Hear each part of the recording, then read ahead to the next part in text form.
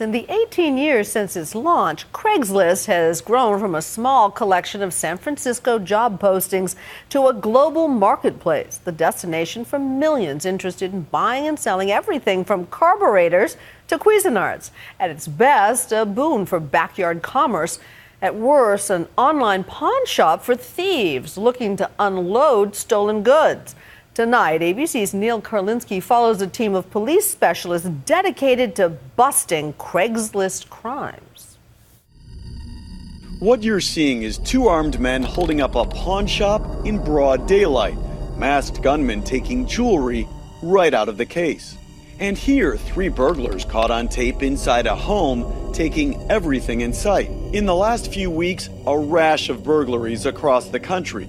But it's just the beginning. There are nearly 1,000 robberies a day nationwide, according to the most recent figures, and it's much more than just bank robberies. It's everything. And it's big business for the bad guys.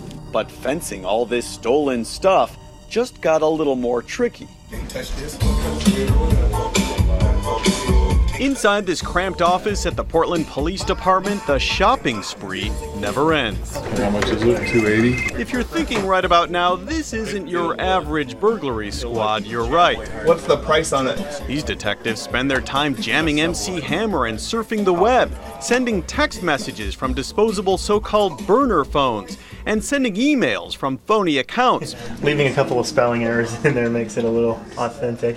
All part of one of the strangest shopping sprees you'll find. Are you set on the $1,600? I'll give you $300, so $20. They're responding to ads on Craigslist for everything from computers to guitars, motorcycles. I got your message and you thought you found your stolen Ninja? It's on Craigslist right now. How come you think it's yours? There's only 2 other white Ninjas, 06, in Portland. You name it, they're looking for it. But they're really only shopping for one thing: bad guys unloading stolen merchandise. The range of stolen items they've recovered is staggering. We've bought back GPSs, jewelry, droids, cell phones. We tag along as they go undercover. They've got a meeting with a seller of a top-of-the-line mountain bike they suspect is stolen, and they're about to do the sting. Here it comes. The seller arrives with the bike, but they don't let on right away. First, they make sure it's really the stolen bike. Roger, we're coming. It is. Then detectives try to decipher how this guy, who goes by the name Alfie, ended up with it. Was there another bike, or they just have the one? They have that one. Okay, where'd they say they get it? I didn't ask. But detectives can't prove that Alfie actually stole it, so they confiscate the bike. Got another bad bike off the street, it's gonna go to jail. And after a tough grilling, they cut him loose. Relieved he's not going to jail, Alfie, a guy police say is no stranger to handcuffs, tells us Craigslist is the best thing that ever happened to him. It's the American dream. Have your own business at home. Come on, they're letting you off. We could be honest here. I mean, these guys, none of them think you didn't know you were dealing in a stolen bike. Well, by the time I had bought it, got it home, checked the numbers, and then I looked on eBay how much it was worth, I knew it wasn't just a cheap giveaway. Craigslist is a booming marketplace where regular people make honest deals to sell everyday things. But police say it's also become the pawn shop for stolen goods. Really, our pawn shops in Portland are well regulated, and so we don't have a ton of property going through pawn shops anymore. Detectives Dave Anderson and Dan Slauson say their unit grew out of an overwhelming demand. What do you need? I could probably help you out. Case in point, a ferociously driven pair of new parents, victims of a stolen baby stroller who set up their own meeting with the suspected thief. They even went so far as to take this video on their cell phone. Baby stroller thief right here. This guy steals baby strollers. They put up flyers, called around, and found out their neighbors were hit too, and their strollers were all turning up on Craigslist. Too late, buddy. How many strollers do you think? From people emailing me 20, but I know it's a lot more than that. Still, their success rate is high, more than 100 deals in 6 months. Driving to their next case, there's no mistaking it. There's the trailer.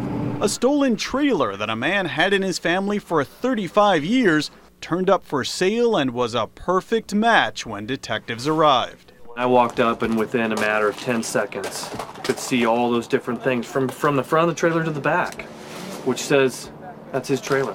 This time the victim, Mark Wanker, is there just a few minutes later to make a positive identification. It's got the little twist that you'd mentioned. see under here, these holes that are redrilled. Yeah. The same lights. Got the same light. Wanker told us he'd been checking Craigslist every week for 5 straight months to get to this point.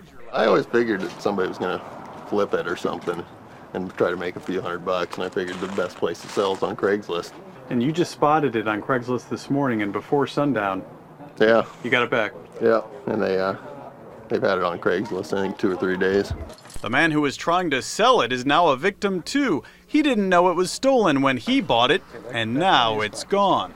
I'm surprised though, you're a pretty good sport. I mean, here it is, you know, you're out $300. I've had worse. Really? I mean, people always stealing from other people, unfortunately. That's why I had it chained up to my fence. What would you say to those who say, I mean, this is pretty small scale stuff. We really need all these detectives, you know, retrieving guitars on Craigslist? You have to go after the criminals, but you have to go after where they buy and sell the property.